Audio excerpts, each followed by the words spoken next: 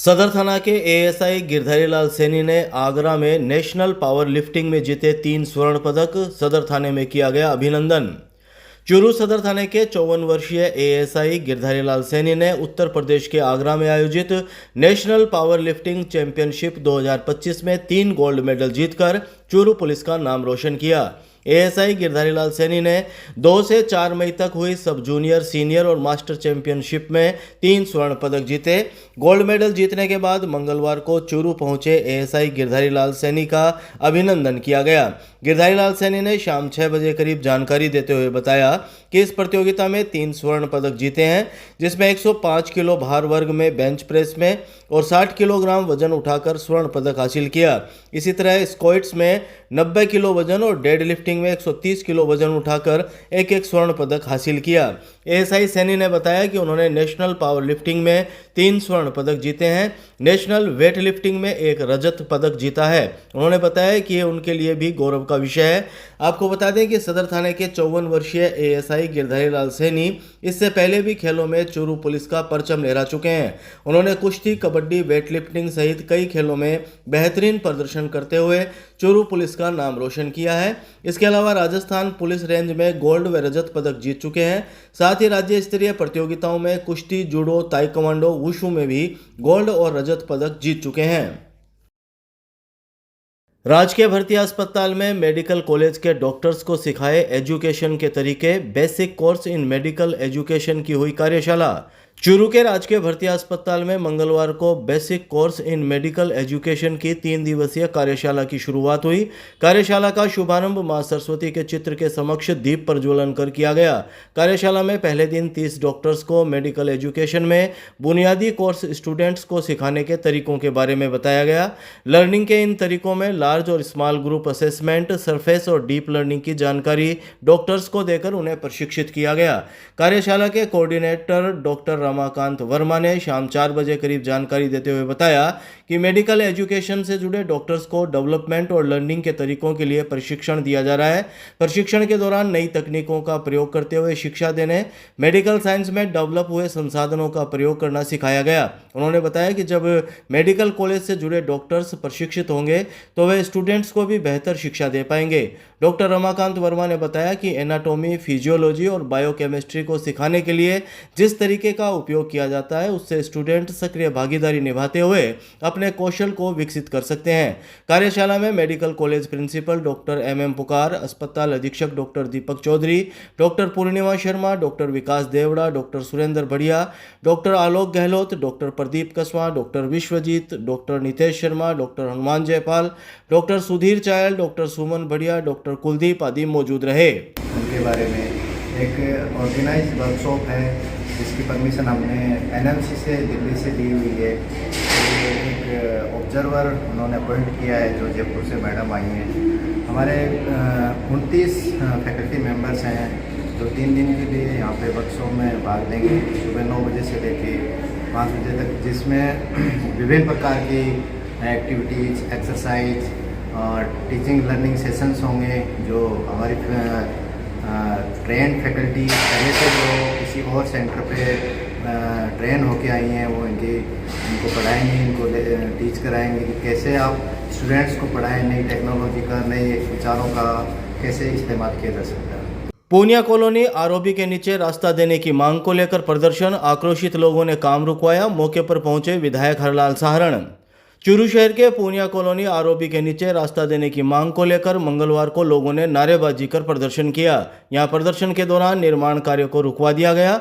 मौके पर पहुंचे विधायक हरलाल सहारण ने लोगों से समझाइश की और पूरे मामले की जानकारी लेते हुए अधिकारियों को जरूरी निर्देश दिए। उन्होंने आरओबी के नीचे दोनों तरफ रास्ता देने, अतिक्रमण हटाने और गांधी कॉलोनी के रास्ते को निर्माण कार्य से अवरुद्ध नहीं किए जाने के निर्देश दिए।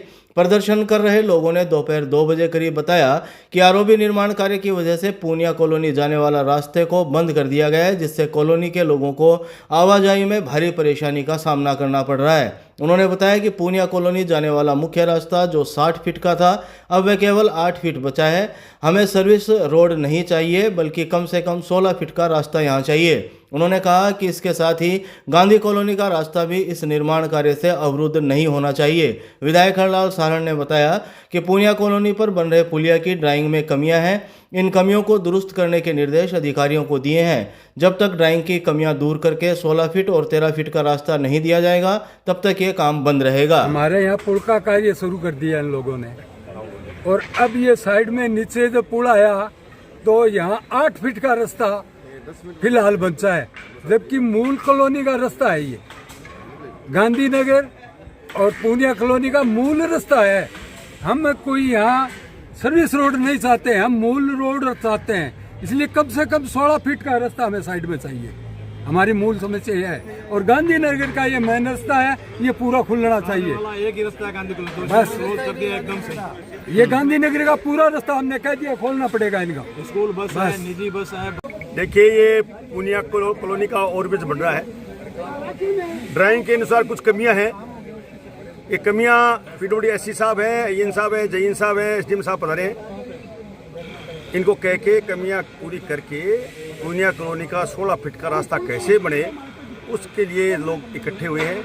मैं SDM साहब के साथ वार्ता की है, दोनों तरफ अपना 16 फुट और 13 फुट का रास्ता कैसे सुरक्षित रहे, उससे आधार पर आगे काम शुरू होगा। नहीं एक बार काम बंद है। दिक्कतें हैं तो 1-2 फुट में कमती बत्ती किधर भी हो, उसमें कोई दिक्कत नहीं आएगी। 16 फुट में एक तरफ बता रहे, 13 फुट तो दोनों तरफ 16 फुट की बात है, मगर 13 और 16 हो तो भी पूनिया कॉलोनी का आम रास्ता है।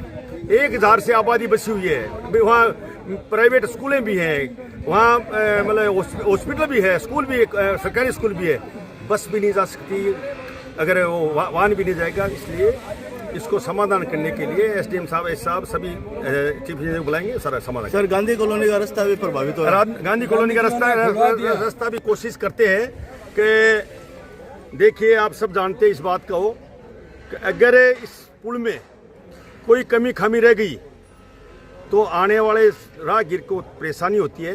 इसलिए इसका भी कोई समाधान करे, रास्ता भी हमारा बचे और ये पुल भी सही बने, इस आधार पर काम करें। सदर पुलिस ने गांव रामपुरा बास और राणासर से 5 लोगों को शांति भंग में किया गिरफ्तार, SDM कोर्ट में किया पेश।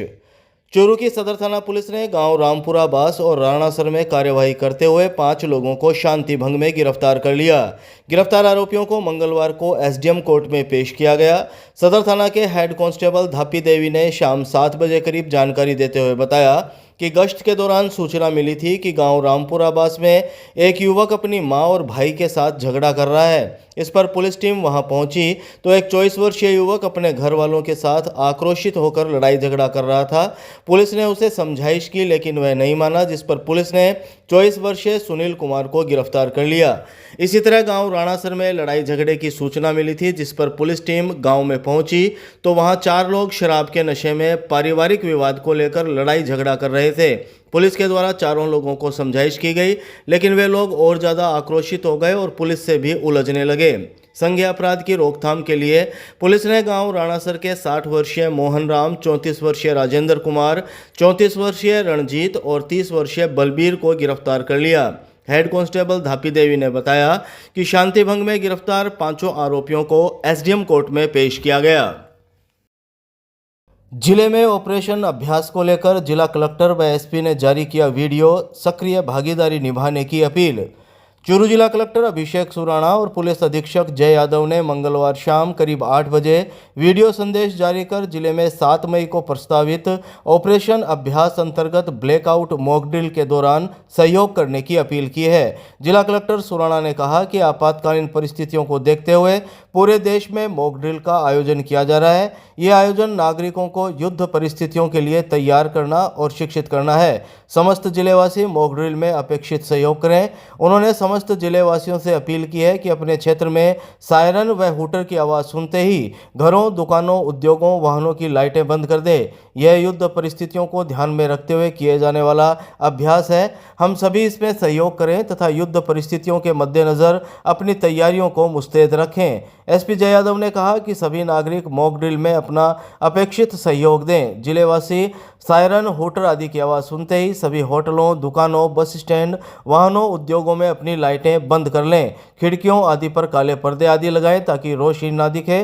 पंखे, कूलर आदि चलाए जा सकते हैं। उन्होंने कहा कि ये युद्ध परिस्थितियों के लिए शिक्षित किए जाने के लिए मॉक ड्रिल की जा रही है। मॉक ड्रिल के दौरान घबराएं नहीं। इस दौरान की जाने वाली गतिविधियों के बारे में अपने परिवेश के लोगों को भी जागरूक करें। सभी चुरू वासियों से अपील करता हूं कि कल दिनांक 7 मई 2025 को हम एक मॉक ड्रिल करेंगे, जिसमें हम ये अभ्यास करेंगे कि किस प्रकार से एयर रेड के समय हमें अपनी तैयारी रखनी है।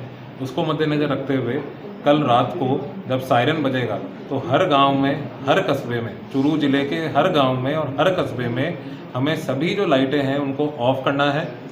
मैं आपसे पुनः निवेदन करता हूं कि चुरू ज़िले के हर गांव और हर कस्बे में प्रत्येक लाइट को ऑफ करना है, चाहे वो रोड लाइट हो, चाहे वो हाई मास्ट लाइट हो, चाहे वो आपकी दुकान की लाइट हो, चाहे वो आपकी इंडस्ट्री की लाइट हो, चाहे वो आपके घर की लाइट हो। इन सभी लाइटों को हमें ऑफ करना है और एक तरह से ब्लैकआउट की हमें प्रैक्टिस करनी है कि एयर रेड के समय ब्लैकआउट किस तरह से इम्प्लीमेंट होता है। मैं पुनः नागरिकों से अपील करता हूँ कि इस समय बिजली की सप्लाई को हम बाधित नहीं करेंगे। आपको अपने स्तर से अपने अपने संस्थान की, अपने घर की लाइट को ऑफ करना है और जो सरकारी जितनी भी व्यवस्थाएं हैं, चाहे वो स्ट्रीट लाइट है, चाहे वो टोल टैक्स पे जो लाइट लगी होती है वो है, उन सबको भी सरकार के माध्यम से हम जब सायरन बजेगा उस टाइम ऑफ किया जाएगा। तो कल दिनांक 7 मई 2025 को जब रात में सायरन बजे तब तुरंत बिना किसी देर के आपको तुरंत अपने अपने संस्थान की, अपने घर की लाइटों को ऑफ करना है। धन्यवाद। जय हिंद, जय भारत। मैं जय यादव, चुरू एसपी, सभी चुरू वासियों से ये निवेदन करना चाहता हूँ। कल हमने एक मॉक ड्रिल रखी हुई है। अगर कोई ऐसा होता है कि कोई दुश्मन का एयरक्राफ्ट जो है हमारे चुरू ज़िले की तरफ आता है तो उससे कैसे अपने आप को बचाव करना है ताकि वो कोई घटना यहाँ चुरू में नहीं कर पाए, उसके लिए यहाँ पे हमने व्यवस्था करी है कि हर गांव में, कस्बे में सायरन बजाए जाएंगे। तो उस सायरन की आवाज़ सुनते ही सभी को अपने घर में अंधेरा कर लेना है, सारी लाइटें ऑफ कर लेनी है, कोई लाइट घर में जलनी नहीं चाहिए। पूरे गांव में, पूरे कस्बों में बिल्कुल अंधेरा हो जाना चाहिए और जो स्ट्रीट लाइट्स होंगी, दूसरी लाइटें होंगी, टोल पे लाइट्स होंगी, वो भी सारी बंद करवा दी जाएंगी। लेकिन घरों की लाइटें सबको अपने खुद ही बंद करनी पड़ेंगी, बिल्कुल अंधेरा कर देना है ताकि कुछ दिखे नहीं। और इससे हम अपने आप को भी सुरक्षित करेंगे, हम देश सेवा का भी काम करेंगे, देश की सुरक्षा का भी काम कर रहे हैं। तो हम सबको इसमें भागीदारी निभानी है और जब भी सायरन बजे और जब भी आपको सूचना मिले उसके बाद तुरंत ही अपने घर की अंधेरा कर देना है पूरे घर के अंदर और ये 15 मिनट तक अभी रखना है और इसमें आपको सबको योगदान देना है। इसे जय हिंद।